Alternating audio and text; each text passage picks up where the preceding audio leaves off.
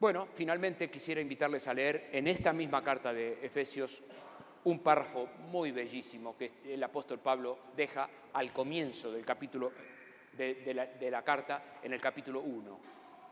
Y el apóstol comienza esta carta haciendo una extensa oración de gratitud a Dios por lo que el Señor le dio a la iglesia. Y él arranca, usted la puede leer, es una oración que tiene puntos y comas, comas y puntos y comas, sin puntos aparte, de modo que quien lea, entendiendo lo que lee, tiene que respirar hondo primero porque bendito sea el Dios y Padre de nuestro Señor Jesucristo, que nos bendijo con toda bendición espiritual en los lugares celestiales con Cristo. ¿Cómo? Habiéndonos predestinado desde antes de la fundación del mundo para que fuéramos santos y sin mancha delante de Él en amor. Sigue el apóstol dando gracias a Dios por lo que Dios nos ha dado, por lo que Dios ya nos ha dado.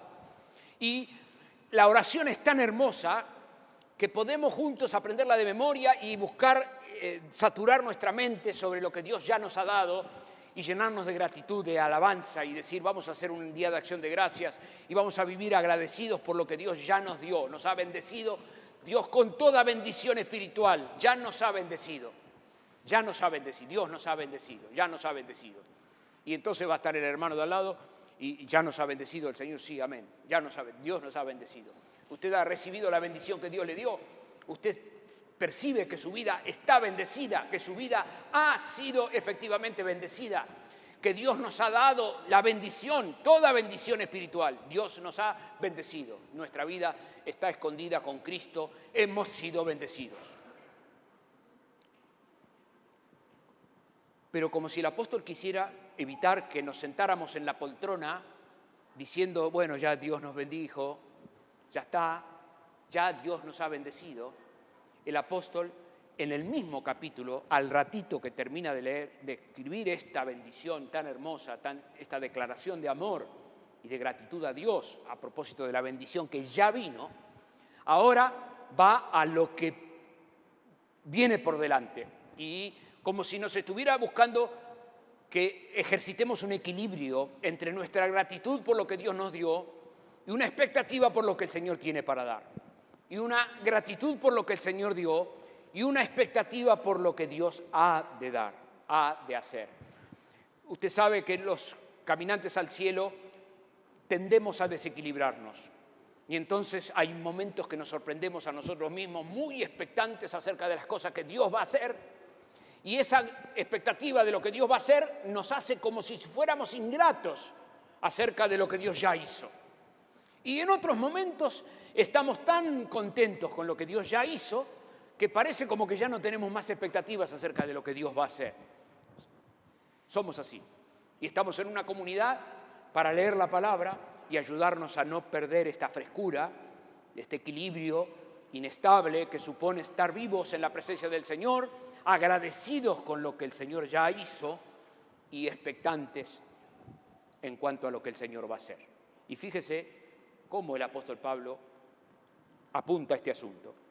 Versículo 15, por esta causa también yo, habiendo oído de vuestra fe en el Señor Jesús y de vuestro amor por todos los santos, no ceso de dar gracias por vosotros, haciendo memoria de vosotros en mis oraciones. Está hablando del hermano responsable de la obra, y el hermano responsable de la obra tiene un corazón. Y acá está. Es un hombre que, lejos de estar cargado, refunfuñando, pesado con los efesios que me tienen harto, el apóstol ha cultivado un espíritu de gratitud por los hermanos. Y doy gracias a Dios, me alegro en ustedes, doy gracias por todo el pedazo que han avanzado, el conocimiento que han logrado, su amor, su fe. Son los barómetros que tiene el apóstol Pablo, mide, como si fuera un termómetro, mide la vida de la iglesia en términos de amor y mide la vida de la iglesia en términos de fe. Y cuando termina de expresar su gratitud, su satisfacción por lo que ve como obra del Espíritu Santo en la vida de los hermanos, dice: no ceso de dar gracias por vosotros, haciendo memoria de vosotros en mis oraciones, para que el Dios de nuestro Señor Jesucristo, el Padre de gloria, os dé espíritu de sabiduría y de revelación en el conocimiento de Él, alumbrando los ojos de vuestro entendimiento para que sepáis cuál es la esperanza a la cual Él os ha llamado y cuáles las riquezas de la gloria de su herencia en los santos, y cuál la supereminente grandeza de su poder para con nosotros los que creemos, según la operación del poder de sus fuerzas, la cual operó en Cristo resucitándole de entre los muertos y sentándole a su diestra en lugares celestiales, sobre todo principado y autoridad y poder y señorío y sobre todo nombre que se nombra, no solo en este siglo, sino también en el venidero, y sometió todas las cosas bajo sus pies y lo dio por cabeza sobre todas las cosas a la Iglesia, la cual es su cuerpo, la plenitud de aquel que todo lo llena en todo. Aquí está el apóstol orando. Un capítulo y medio más adelante el apóstol vuelve a orar y vuelve a reflejar otra oración en esta misma carta. Y el apóstol vuelve a dar gracias y dice: ahora oro a Dios para que puedan comprobar con todos los santos cuál es la anchura, la longitud, la profundidad y la altura del amor de Dios. Pero acá no está hablando acerca del amor de Dios. Acá el apóstol enfoca acerca de la obra del Espíritu Santo. Y dice que el Espíritu Santo, que ya lo tienen, que mora en ustedes, les ilumine la cabeza, les abra el entendimiento. Dice que Dios les dé espíritu de sabiduría y de revelación. ¿En qué? En el conocimiento de Él. Porque nadie ama lo que no conoce. Nadie ama lo que no conoce. Y ahora ya no es la recomendación de un pastor hacia una persona que le dice: mire, por favor, lea la Biblia, lea, porque si usted no conoce a Dios, usted no lo va a amar nunca. Usted no puede amar lo que no conoce. Lea la palabra, lea, haga una rutina devocional, lea, aprenda la palabra, sepa lo que dice la Biblia. No es un hermano que está recomendándole a otro hermano. Ahora es el apóstol Pablo que dice lo que Dios ha hecho y lo que Dios está dispuesto a hacer. Dice: yo oro para que el Espíritu Santo les así como dijo el Señor que el Espíritu iba a redarguir, ahora tenemos acá una tarea presente del Espíritu Santo, que es la tarea de iluminar, de aplicar, de hacer posible que entendamos la verdad. Y el apóstol dice que les dé un espíritu de iluminación, que les abra el entendimiento, que les sea revelado.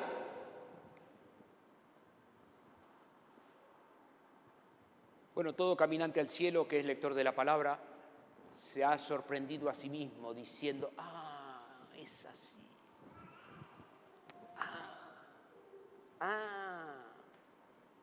Tantas veces leí este texto y ahora tantas veces estuve acá, ahora lo entiendo. Pero si el domingo pasado, a través de la parábola del pródigo, tuve más de uno que me dice: ¿sabes que la primera vez que me doy cuenta eso del... Uno dice: ¿pero qué pasa? ¿Cuántas veces hemos hablado esto? Y una persona que se para del público y dije: usted sabía de mí, porque usted dijo cosas que son mías de mi vida privada. No. Donde 2 o 3 se reúnan en mi nombre, dice el Señor, ahí estoy yo en medio de ellos. El Espíritu de Dios tiene por bellísima tarea iluminarnos, y es interesante que comprendamos que el apóstol Pablo está diciéndole a los efesios que él ora a Dios pidiendo luz, iluminación, para quienes él ya antes había bendecido y se había alegrado en su fe y había dicho: bendito sea el Dios y Padre que ya nos ha bendecido con toda bendición. Y a esas personas a las cuales el apóstol se refiere en ese nivel de amor y de lealtad, a ellos les dice, yo oro para que Dios les destape la cabeza y entiendan que lo conozcan a Él, porque nadie ama lo que no conoce. Y somos llamados a amar a Dios con todo nuestro corazón, con toda nuestra mente, con todas nuestras fuerzas. Somos llamados a amar a nuestro prójimo como a nosotros mismos. Ahí está la Escritura, ahí está el mandato de Dios. Nadie ama lo que no conoce. Y a Dios lo conocemos por la iluminación del Espíritu Santo. Acá está. Y el apóstol dice, ¿en qué consiste su oración? Y dice que ora por 3 cosas. La primera cosa que dice por la cual ora es que dice que los efesios puedan comprender la esperanza a la cual Dios nos ha llamado.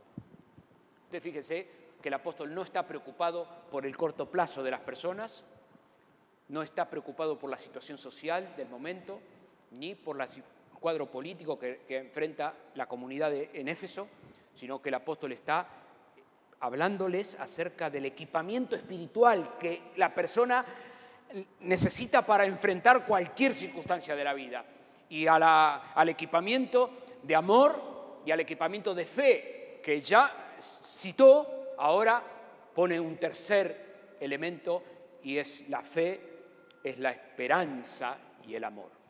Viene ahora el apóstol Pablo a decir que tengan conciencia de la esperanza a la cual Dios nos ha llamado. Hermano, esta cuestión de la esperanza en un mundo corrompido como el que compartimos, necesitamos volver a chequearla adentro y a fortalecerla, a conversar con nosotros mismos y darle permiso al Espíritu Santo, que quiere que vivamos la próxima venida del Señor y nuestra vida eterna con Él en el cielo como un hecho vivo, como un hecho vivo. El apóstol habla de una esperanza viva, una esperanza que mueve, que se mueve, y una esperanza que nos alienta. Es una esperanza que nos fortalece, que nos da poder para vencer en las circunstancias actuales. El corto plazo a la luz de la esperanza, la agenda a la luz de la esperanza, el conflicto a la luz de la esperanza, la situación desagradable a la luz de la esperanza, la victoria a la luz de la esperanza, el buen momento a la luz de la esperanza, la situación más favorable en la vida a la luz de la esperanza, para que tengamos plena conciencia de dónde nos ha llamado el Señor y dónde está nuestro corazón. Porque donde esté nuestro tesoro, allí va a estar nuestro corazón. El apóstol sigue, y no solamente alumbrando los ojos de vuestro entendimiento para que sepáis cuál es la esperanza a la cual los ha llamado y cuáles las riquezas de la gloria de su herencia en los santos. ¿Qué dice acá? ¿Cuáles las riquezas de la gloria de su herencia en los santos? Su herencia, la herencia de Él, no es la herencia mía. Está hablando de la herencia de Él. De la herencia mía habló antes. Dijo que antes que yo tengo esperanza de una herencia. Pero ahora está diciendo que tome conciencia acerca de la grandeza, de la riqueza de su herencia. Su herencia. Su herencia en los santos.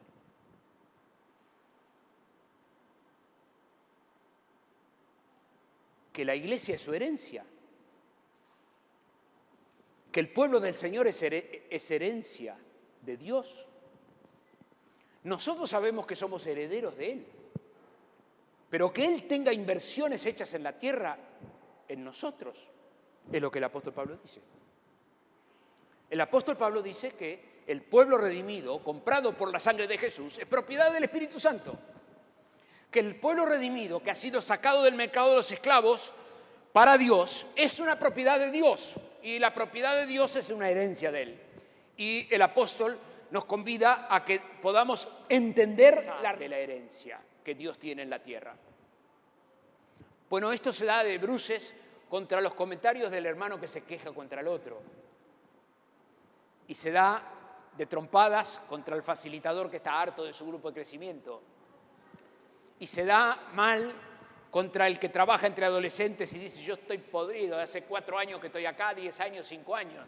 O sea que esto te cambia la cabeza, no hay ninguna duda, que si le llegas a dar permiso a la palabra, a que se te meta adentro, vas a empezar a decir, Señor, enséñame dónde está la riqueza de tu herencia entre los que tengo. ¿Qué riqueza de herencia hay entre los que tengo? Vos has derramado riqueza, que son herencia tuya. ¿Qué riqueza derramó? Pues en este ratito que hemos estado recorriendo las Escrituras, hemos mencionado que Dios derramó dones. De modo que ya ahí hay riqueza. ¿Y qué más derramó el Señor? Y derramó perdón, misericordia, paciencia, bondad, mansedumbre. El Señor derramó su propio espíritu que mora en el corazón. De modo que necesitamos hablar con el Señor esta noche. Creo que sí. Yo tuve que hacerlo cuando me encontré con el texto otra vez. Y caer en la cuenta de que somos herencia del Señor. Ustedes son pueblo escogido, real sacerdocio, una nación santa, pueblo adquirido por Dios,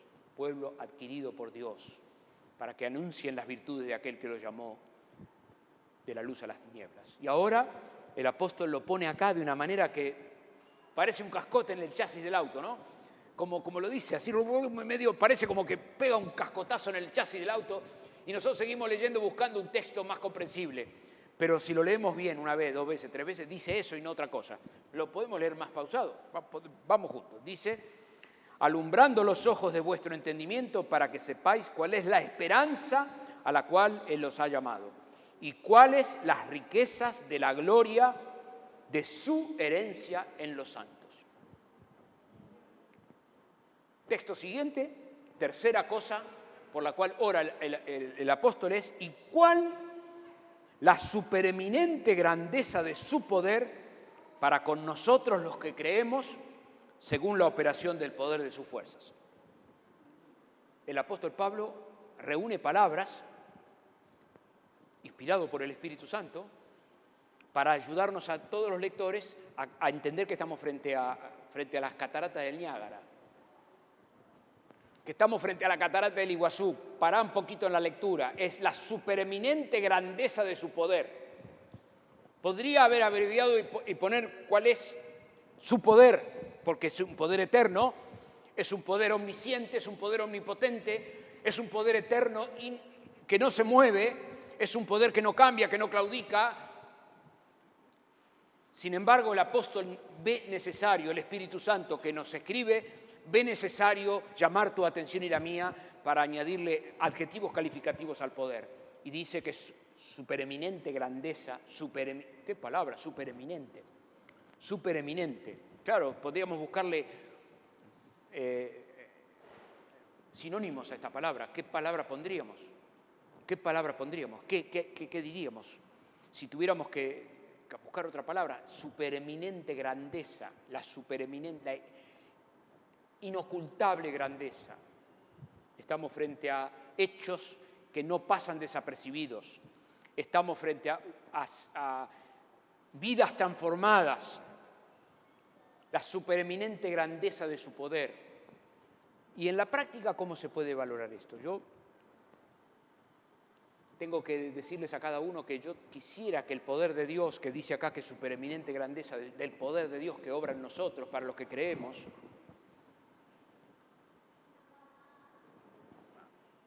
en las circunstancias de la vida, me da ganas de que Dios obre su poder, los aplique en ciertas cosas que evidentemente son resortes distintos a los que Él lo hace. Yo tengo criterios de administración del poder distintos a lo que Dios hace. Pues yo le pido cosas que a veces el Señor no contesta, otras veces me dice, espera un poco, y otras veces sí, pero claro, el problema que tengo es que tengo que encontrar la diferencia entre una y otra. Y habiendo corrido un poquito de la vida, me alegro que Que el pulsor del poder de Dios lo tenga Él y no lo tengamos nosotros. Que Dios administra su poder y hace soberanamente lo que bien le parece. Él es digno de tener el poder. Porque Él es omnisciente, omnipotente, omnipresente. Nos ama perfectamente, sabe todo. Ha enviado a su Hijo Jesucristo para redimirnos. Ha probado que nos ama. Cristo ha pagado el precio de nuestra maldad y nos sacó de los anclajes de la maldición y nos ha traído al reino del Señor Jesús. Y el apóstol dice la supereminente grandeza de su poder para con nosotros los que creemos. ¿Qué es eso? Bueno, la primera cosa que tenemos que resaltar acá es la supereminente grandeza de su poder que ha llegado a la vida de un distraído como yo y de un ocupado como yo, hasta sentarlo en una silla a la cual no se hubiera sentado voluntariamente para hablarle temas que no hubiera querido escuchar voluntariamente y llevarnos, obligarnos, constreñirnos a tomar decisiones que no hubiéramos tomado voluntariamente, de arrepentirnos, de declararnos culpables y de aceptar la salvación que nos ofrece Jesucristo delante de una condena segura, delante de una condena segura. La supereminente grandeza de su poder se ha manifestado en el perdón de nuestros pecados. Nos faltará la vida para darle gracias a Dios de lo que supone que nuestros pecados han sido perdonados. Nos faltará la vida para descubrir la supereminente grandeza de su poder que se aplicó el día que hemos sido lavados, que hemos sido rescatados de nuestra vieja manera de vivir para ser traídos a ser hijos, a ser vestidos con ropa nueva, hábitos nuevos, intereses nuevos, una cultura nueva. Dios ha hecho cosas grandes, grandes, supereminente grandeza de su poder. No hay comparación con lo que el hombre puede hacer, con lo que Dios hace en el corazón de una persona. Pero eso no es solamente, no queda ahí. La supereminente grandeza de su poder para con nosotros los que creemos se muestra en la perseverancia que el Señor nos ha dado en poder perseverar en el camino del Señor.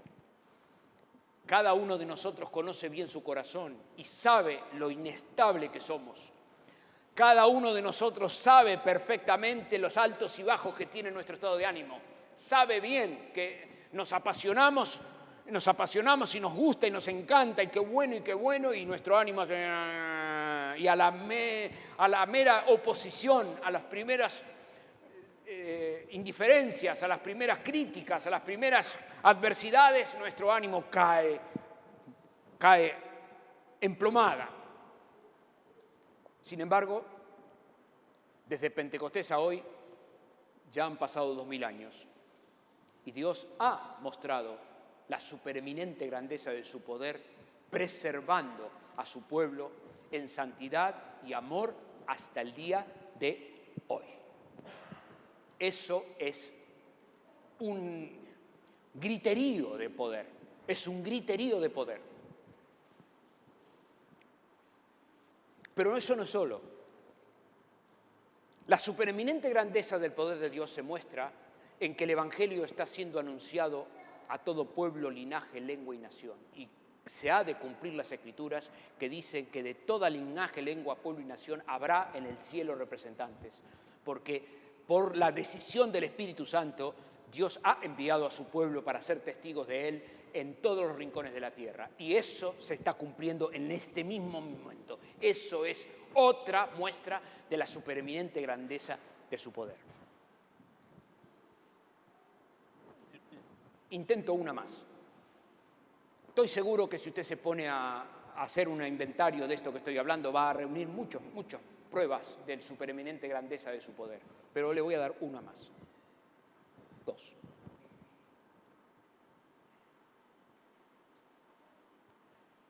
La santidad de mi hermano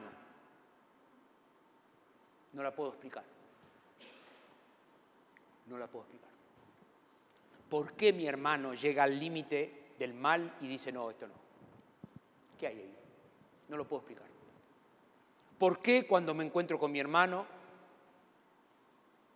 que sé que está siendo tentado, y que está viviendo un día de gran tentación, lo veo que está ahí y está ahí. Será como un árbol plantado junto a una corriente de agua que da su fruto a su tiempo, su hoja no cae y todo lo que hace. ¿Quién explica eso? ¿Quién explica la tentación, el día de la tentación? ¿Y quién es inmune? ¿Quién del caminante al cielo no ha sido zarandeado como a trigo? ¿Quién no ha vivido días donde se vio que su fe se venía abajo, en banda, que no había más reputación ni buen nombre, se va todos los caños? ¿Quién no puede contar la supereminente grandeza del poder de Dios que lo preservó, lo cuidó, lo guardó? Que podemos mirar para atrás y decir, Señor, ese día ahí estaba tu mano. ¿Cómo me libraste de ahí? ¿Cómo me sacaste de allá? ¿Cómo? Bueno, podemos llenar libros enteros de la supereminente grandeza del poder de Dios. Claro que acá va a estar la mamá que va a decir, yo veo la supereminente grandeza de Dios en mis hijos. Cuando nació Olga Cachorrita yo vi la grandeza. Ay.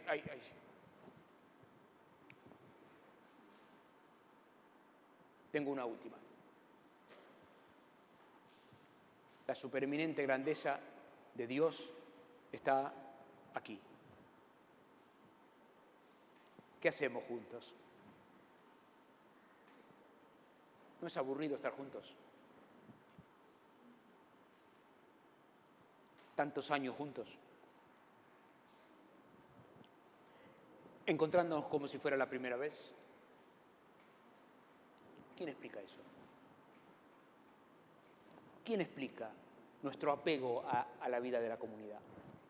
¿Cómo se explica que nos duele cuando un hermano se va rumbo al sanatorio o viene con un diagnóstico? ¿Quién explica? ¿Cómo se explica? Sino por la supereminente grandeza de su poder que opera en nosotros.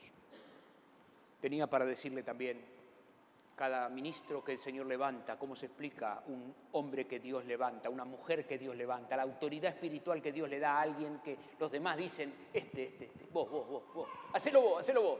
Che, hacelo. ¿Quién explica eso? ¿Por qué cuando un hermano está capacitado por el Espíritu, el resto dice, sí, dale, hacelo vos, hacelo?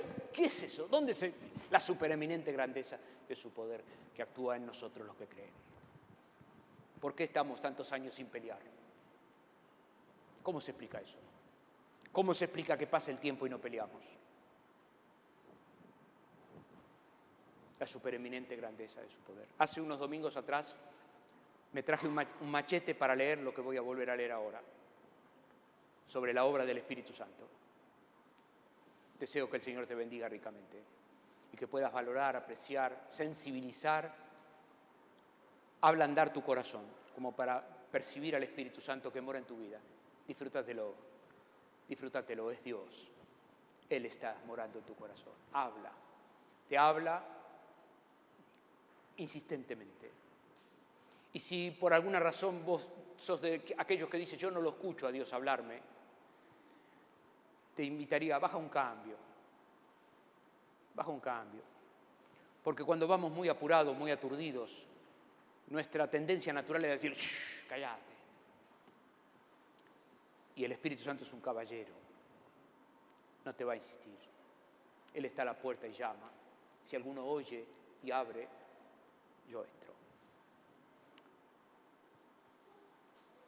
Que puedas volver al Señor de una forma fresca, nueva, de una forma cariñosa, amable, de una forma tierna, despertando en tu vida lo mejor y lo más gordo, lo que es más bello, para la gloria del nombre del Señor. Que tu alabanza sea de continuo en tu boca, que puedas reconocer que el Señor te ha regalado riqueza que no tenés cómo comparar con el brillo de este mundo, no tenés cómo poner a la par nada de la cultura dominante, nada se compara con lo que el Señor ha regalado para los que le aman. Y el Espíritu Santo es como un viento que donde quiere sopla, lo dice el Evangelio de Juan. Los resultados del Espíritu Santo son visibles, como el viento que sopla. No vemos el viento, pero vemos los resultados del viento. Eso es exactamente lo que el Señor enseñó en el Evangelio de Juan. El viento de donde quiere sopla. Oye su sonido. Sabes de dónde, pero no sabes de dónde viene, no sabes a dónde va. No es tu perfección o la mía, sino que es nuestra dirección. El Espíritu sopla de donde quiere, no es perfección, es un asunto de orientación de la vida, de propósito en la vida. Es lo que amás y es lo que rechazás. No hacemos lo que queremos hacer o lo que debemos hacer. El Espíritu Santo nos ayuda. Produce en nosotros un deseo de arrepentirnos, un rechazo radical a pecar. Produce en nosotros un deseo de buscar la salvación y el perdón. Produce en nosotros la fe que cree y obedece al Evangelio. Produce en nosotros amor hacia el Señor Jesucristo. Produce un deseo de volvernos siervos a nuestro costo del Señor, reconociendo su señorío.